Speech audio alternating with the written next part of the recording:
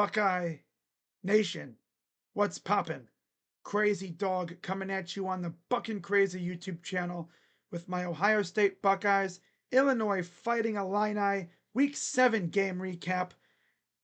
And I know this was not the prettiest game for the Buckeyes, considering the circumstances, right? You're on the road against a tough and really good, actually, Illinois team. Like they're 5-1 heading into this game, ranked 17th in the country.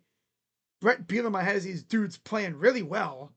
They have a quarterback who, until today, hadn't thrown an interception at home in what, freaking 2 years? My God. I mean, this is a team that low-key can fight for the Big Ten this year. I mean, it's a tough environment, you know?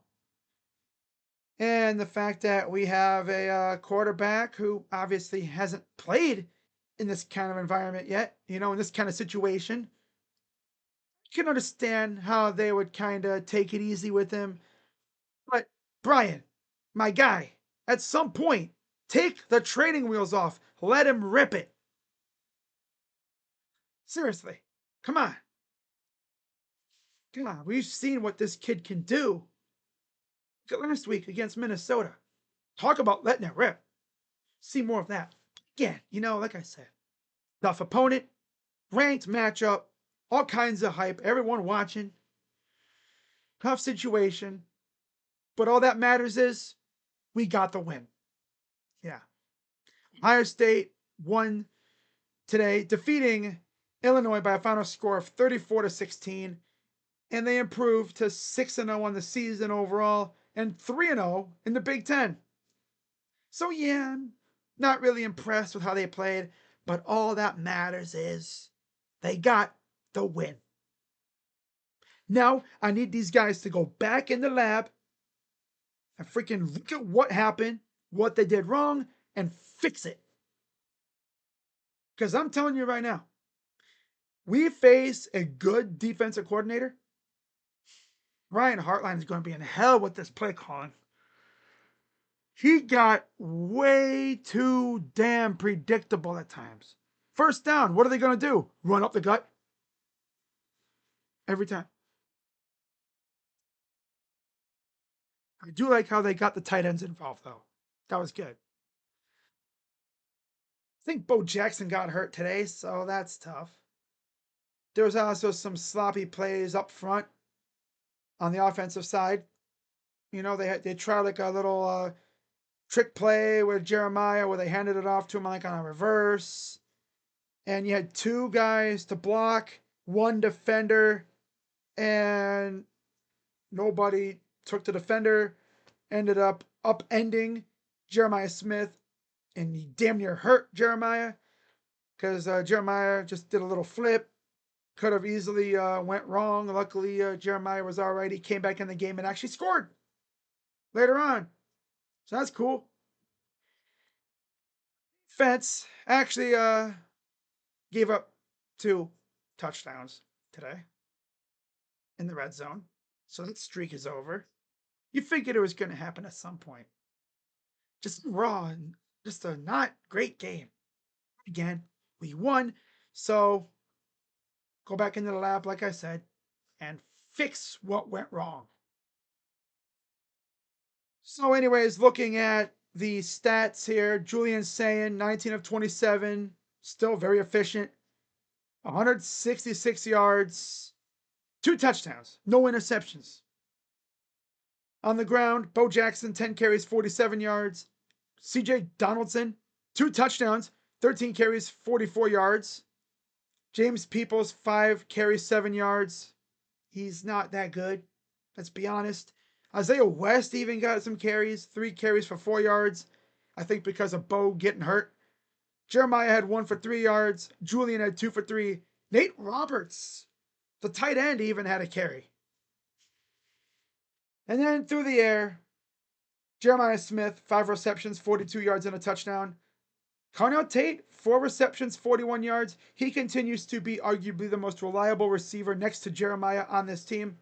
Max Clare, 4 receptions, 38 yards. he continues to get more and more in the workload section. That's good. Getting him more involved. Bo Jackson, 2 receptions, 20 yards and a touchdown.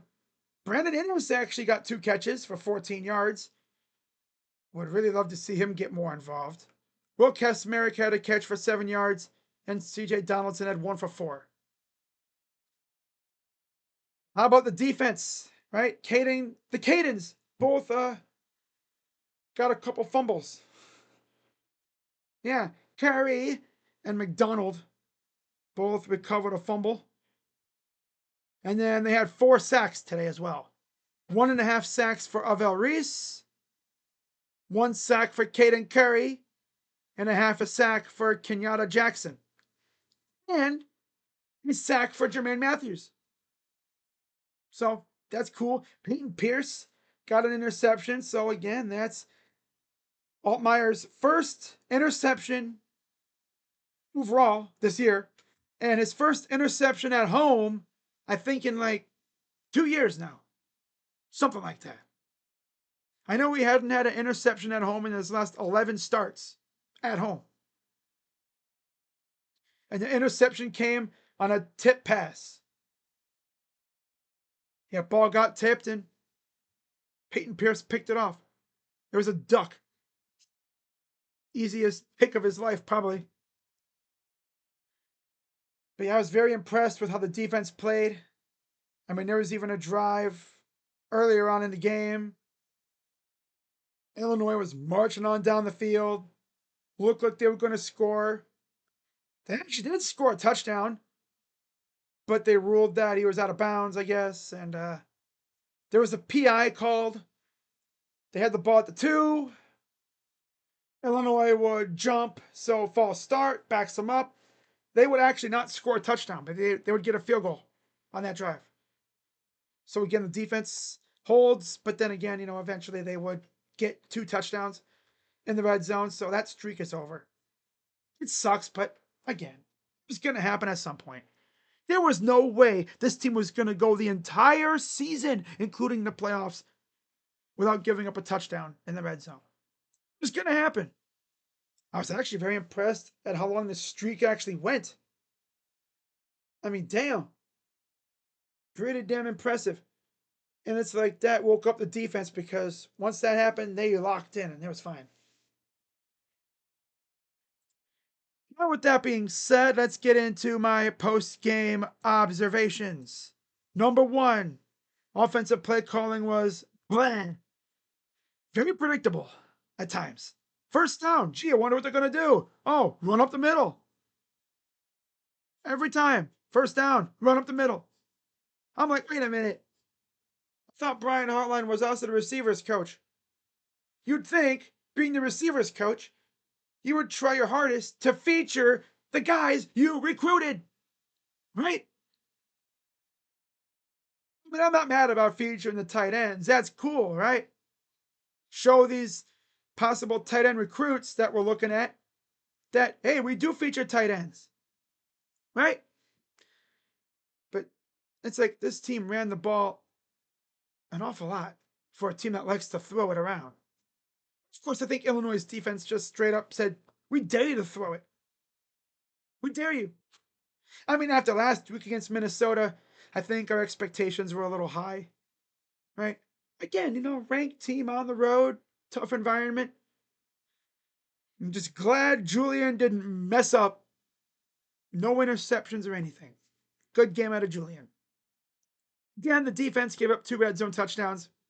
Whatever. Special teams. Oh boy. I know we got rid of our special teams coach from before. Parker Fleming? How in the hell are you a punter and you can only punt it 30 yards? The role of the punter is to flip the field, right? Pin them deep. What is this crap? Now, the funniest thing was, on the other side, Illinois' punter took a low snap, but the dingus had his knee on the turf when he took the snap.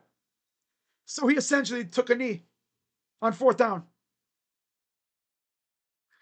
That is something I don't think I've ever seen. And honestly, I don't know if we're ever going to see that again. Oh, brother. I was like, oh my God, no way that actually happened. Oh, that's tough. That's tough, man.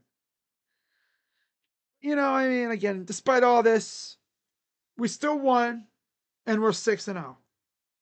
So, with that being said, what's the best thing about being 6-0? The opportunity to go to 7-0.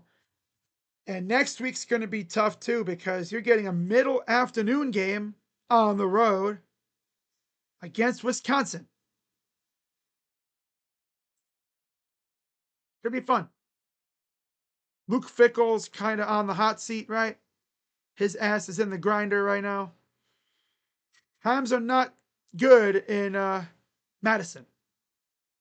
And now they got the number 1 team in the country coming to town. I mean, I wasn't really expecting to blow these guys out, but damn.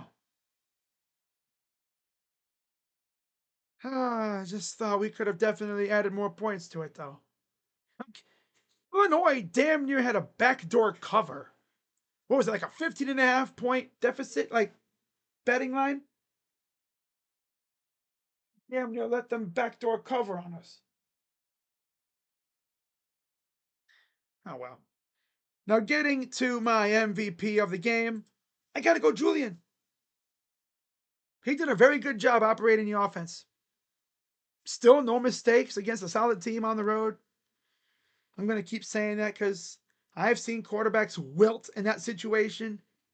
They fizzle out, they fade, but Julian stepped up, took care of the ball, and this dude is out here throwing darts. I don't think you can get more precise than he was. He's extremely efficient.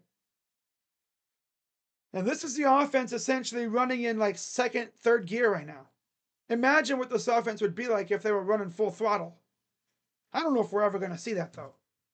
Brian Hartline is just content with low and slow, taking it easy, right? Complimentary football.